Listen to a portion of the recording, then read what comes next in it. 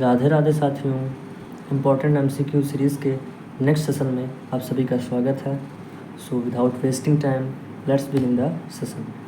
सबसे पहला हमारा क्वेश्चन है, the scientist who was associated with the theory of inheritance of acquired character. तो ये जो the theory of acquired character है, इस थियोरी को किस साइंटिस्ट ने दी थी, यही हमारा क्वेश्चन है।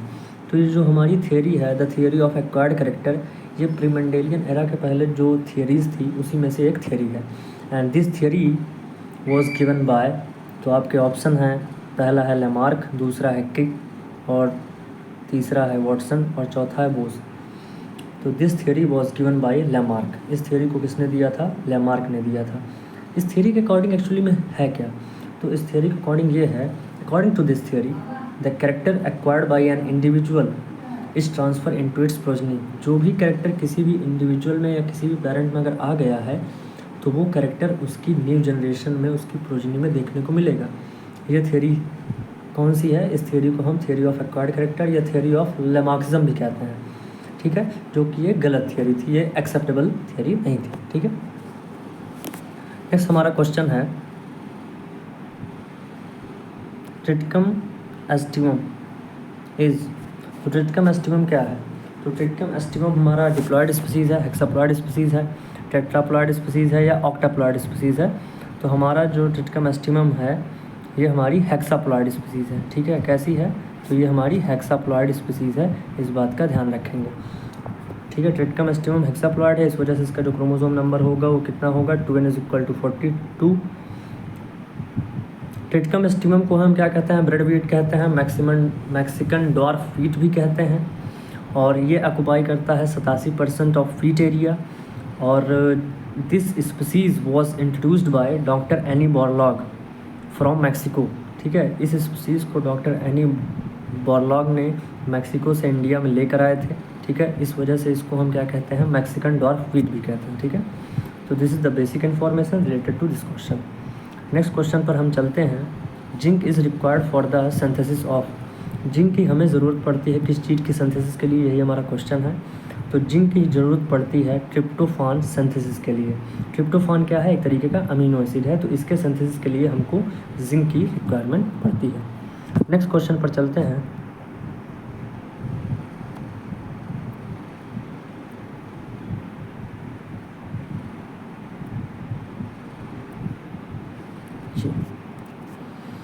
नेक्स्ट क्वेश्चन हमारा क्या है? The scientist who had invented the vaccine for rabies. तो रेबीज़ वैक्सीन, जैसे हमें जब जो है कोई अगर डॉग ने बाइट कर लिया हो या जो है बंदर ने काट लिया हो, मंकी ने काट लिया हो, तो उसके लिए एक वैक्सीन है। तो उस रेबीज़ वैक्सीन को किसने डिस्कवर किया था? यही हमारा क्वेश्चन है। तो द वैक्सीन डिस्कवर्ड या invented by scientist name is Louis Pasteur, ठीक है। उस साइंटिस्ट का क्या नाम है? तो उस साइंटिस्ट का नाम है लुइस पास्चर। तो Louis Pasteur will be the right answer of this question, ठीक है। नेक्स्ट क्वेश्चन पर चलते हैं। Alternate form of gene at the same locus are referred to as. तो अल्टरनेट फॉर्म ऑफ जीन जो होता है उसे हम क्या कहते हैं? उसे हम एलील कहते हैं। क्या कहते हैं? एलील कहते हैं। अब यहाँ पर जो आपके दिमाग में चल रहा होगा, जीन क्या है? तो जो सिंगल सेगमेंट होता है डीएनए का, उसे हम क्या कहते हैं? जीन कहते हैं, ठीक है। जो डीएनए का स्मॉलेस्ट सेगमेंट होता है उसे हम जीन कहते हैं। और जीन का जो अल्टरनेटिव फॉर्म होता है उसे हम क्या कहते हैं? तो उसे हम अलील कहते हैं, ठीक है। अब क्रोमोसोम क्या है? तो क्रोमोसोम क्या है? थ्रेड लाइक स्ट्रक्चर होता है, जो कि मेटाफेज में हमें बहुत अच्छे से देखने को मिलता है। और क्रोमोसोम की अगर बात करें तो क्रोमोसोम वॉज डिस्कवर्ड बाय स्ट्राउसबर्गर इन 1875। और ये क्वेश्चन पूछा जाता है कि क्रोमोसोम टर्म किसने दिया था? तो वॉल्डर ने दिया था, 1888 में दिया था। और क्रोमोसोम का जो स्मॉलेस्ट यूनिट है उसे हम क्रोमैटिन कहते हैं। क्रोमोसोम जो है वो डीएनए और आरएनए से बना हुआ है, ठीक है। तो डीएनए क्या है? डीएनए का जो स्मॉलेस्ट सेगमेंट उसे हम क्या कहते हैं? जीन कहते हैं। तो ये कुछ बेसिक इन्फॉर्मेशन थी इस क्वेश्चन से रिलेटेड। नेक्स्ट क्वेश्चन पर चलते हैं। नेक्स्ट क्वेश्चन हमारा है, the element that is present in chlorophyll. The element that is present in chlorophyll, कौन सा तत्व है जो क्लोरोफिल में प्रेजेंट होता है? क्लोरोफिल की अगर बात करते हैं तो क्लोरोफिल कहाँ पाया जाता है? जैसे हमारा लीव्स होती हैं, लीव्स में क्या पाए जाते हैं? स्टोमेटा। और स्टोमेटा जो होता है उस स्टोमेटा क्या कहते हैं? स्टोमेटा क्या है? टाइनी या minute pore present on the leaves. Leaves में जो टाइनी या छोटे छोटे जो छेद पाए जाते हैं उसे हम क्या कहते हैं? स्टोमेटा कहते हैं। स्टोमेटा पे पाई जाती है गार्ड सेल, ठीक है। उस गार्ड सेल के अंदर पाया जाता है क्लोरोप्लास्ट, और उस क्लोरोप्लास्ट के अंदर जो होता है वो होता है क्लोरोफिल, जिसको हम ग्रीन पिगमेंट कहते हैं। तो ग्रीन पिगमेंट को ही क्या कहते हैं? हम क्लोरोफिल कहते हैं। और ग्रीन पिगमेंट कहाँ प्रेजेंट होता है? क्लोरोप्लास्ट में प्रेजेंट होता है। क्लोरोप्लास्ट कहाँ प्रेजेंट होता है? तो वो गार्ड सेल में प्रेजेंट होता है। और गार्ड सेल कहाँ होती है? तो स्टोमेटा, कोई स्टोमेटा का एक मतलब कंपोनेंट है गार्ड सेल, ठीक है, उसे हम ये कहते हैं। तो क्लोरोफिल कहाँ प्रेजेंट होती है? तो क्लोरोप्लास्ट में प्रेजेंट होती है, इस बात का ध्यान रखेंगे। The element that is present in chlorophyll, कौन सा तत्व जो है जो क्लोरोफिल में प्रेजेंट होता है? तो magnesium is that element that is present in chlorophyll, जो कि क्लोरोफिल में प्रेजेंट होता है। नेक्स्ट क्वेश्चन पर चलते हैं।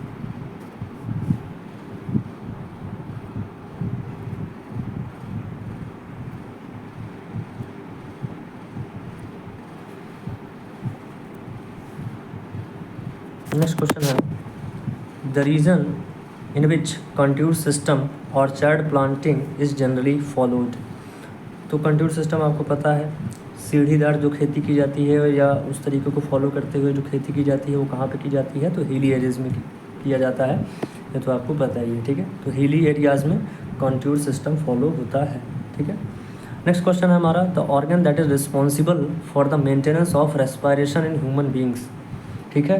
तो रेस्पायरेशन आपको जैसा कि पता है कि जो हम इन्हेलेशन एक्सहेलेशन करते हैं लंग्स के थ्रू करते हैं। रेस्पायरेशन क्या है? Breaking down of food into smaller molecule या ग्लूकोज को पायरुवेट में चेंज करने के बाद जो एनर्जी मिलती है उसी को हम क्या कहते हैं? रेस्पायरेशन कहते हैं। तो वो भी एक टर्मिनोलॉजीज़ है, वो भी एक लाइफ प्रोसेस का पार्ट है, ठीक है। तो उसके लिए इसमें से कौन सा जो है ऑर्गन वो रिस्पॉन्सिबल है? किडनी, तो ब्लड फिल्ट्रेशन का काम करता है। लीवर, डाइजेशन में हेल्प करता है। हार्ट क्या है? ब्लड प्योरिफिकेशन में, मतलब कि ऑक्सीजन ब्लड आता है, डीऑक्सीजनेटेड ब्लड जाता है, ठीक है। तो ये है। तो इसमें से आपका option number D will be the right answer.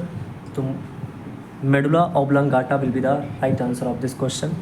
Medulla oblongata जो होता है वही ऑर्गन जो होता है रिस्पॉन्सिबल होता है रेस्पिरेशन के मेंटेनेंस में ह्यूमन बींग्स में, ठीक है। नेक्स्ट क्वेश्चन पर चलते हैं।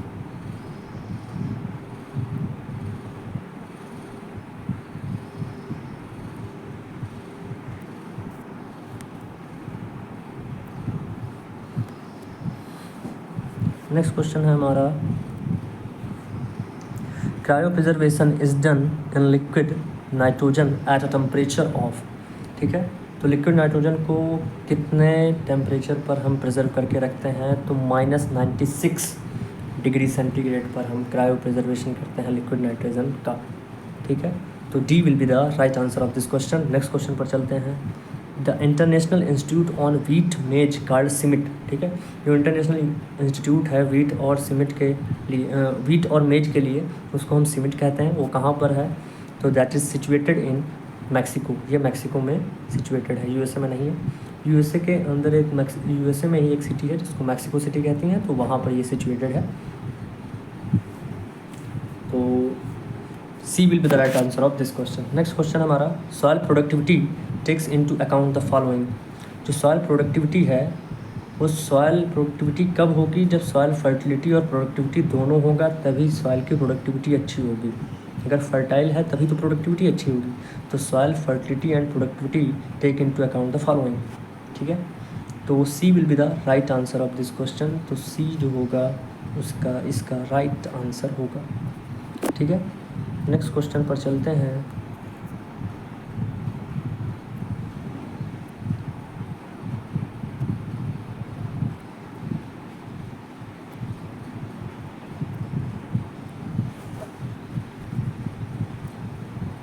क्वेश्चन है the branch of science that deals with the study of bones, ठीक है। किस साइंस में हम बोन्स के बारे में पढ़ते हैं, यानी हड्डियों के बारे में पढ़ते हैं? तो हम ऑस्टियोलॉजी में हम हड्डियों के बारे में पढ़ते हैं, ठीक है। तो the branch of science that deals with the study of bones is known as osteology, ठीक है। ऑस्टियोलॉजी के अंतर्गत हम किसके बारे में पढ़ते हैं, बोन्स के बारे में।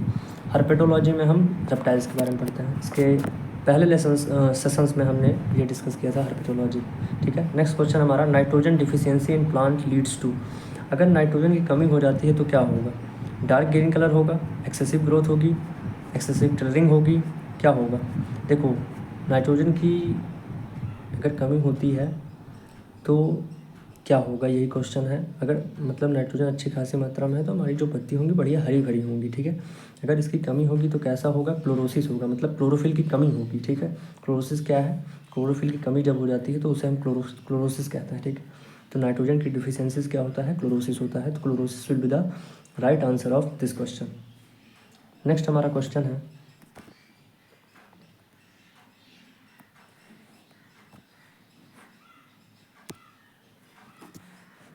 The disease which is known as paralysis agitans, ठीक है। तो पैरालिसिस एजिटांस में क्या होता है, जैसे कि पैरालाइज हो जाओगे, आपके हाथ पैर काम नहीं करेंगे, या एक झुंझुनाहट सी होगी, ट्रिमिंग सी होगी, ठीक है। तो इस किस डिजीज़ में होती है, वही इसमें क्वेश्चन है। तो जो इसका राइट आंसर होगा वो पार्किंसन डिजीज़ होगा। पार्किंसन डिजीज़ में क्या होता है, हमारा जो हाथ और पैर है वो ट्रिमर करता है, ठीक है, झुंझुनाता रहता है, ठीक है। तो ऑप्शन 2 का B will be the right answer of this question. Next question है हमारा, which one of the following is not a legume crop, इसमें से कौन सी जो है वो लेग्यूम क्रॉप नहीं है। तो वीट क्या है, वीट हमारी ग्रामिनी फैमिली की है और ये कैसी है, पोएसी फैमिली से आता है, तो ये लेग्यूम क्रॉप नहीं है। बाकी पीस, बीन और ग्राउंडनट हमारी क्या है, लेग्यूम्स क्रॉप है। तो A will be the right answer of this question, ठीक है। आई होप आपको ये सेशन अच्छा लगा होगा। अगर आपको ये सेशन अच्छा लगा है तो कमेंट करके ज़रूर बताइएगा। और आपका एग्ज़ाम आ रहा होगा AGTA का, तो उसके लिए अच्छे से प्रिपेयर रहिए। और हम इस देखिए केवल क्वेश्चंस ही हैं जो आपको एग्ज़ाम में फोड़ आप सकते हो एग्ज़ाम को, मतलब एग्ज़ाम आपका निकल सकता है केवल क्वेश्चन, क्योंकि एग्ज़ाम में क्वेश्चंस आते हैं। आपको थियरीज तो सब पढ़ा देंगे, क्वेश्चंस हैं, क्वेश्चन पढ़ते रहिए। जितने ज़्यादा आप क्वेश्चंस पढ़ेंगे, जितने ज़्यादा आप क्वेश्चंस को अपने दिमाग में बैठाएंगे, ये जितने भी सेशंस हैं हमारे, इसको आपको केवल देखना है, केवल सुनना है, केवल दिमाग में बैठाना है और कुछ नहीं करना, ठीक है। केवल सुनना है, सुनने मात्र से आपका काम चल जाएगा। ज़्यादा मिनट का होता नहीं है, बस 12-13 मिनट 18 मिनट का है। तो इन सभी सेशंस को आप अटेंड करिए। और अगर आपको कुछ बेहतर करना है तो आप इस सेशन को ज़रूर लें। और ये जैसा भी हो आप बताइए। अगर आपको अच्छा लगा हो तो प्लीज़ कमेंट करिए और शेयर करिए इस सेशन को। Thank you and have a nice day.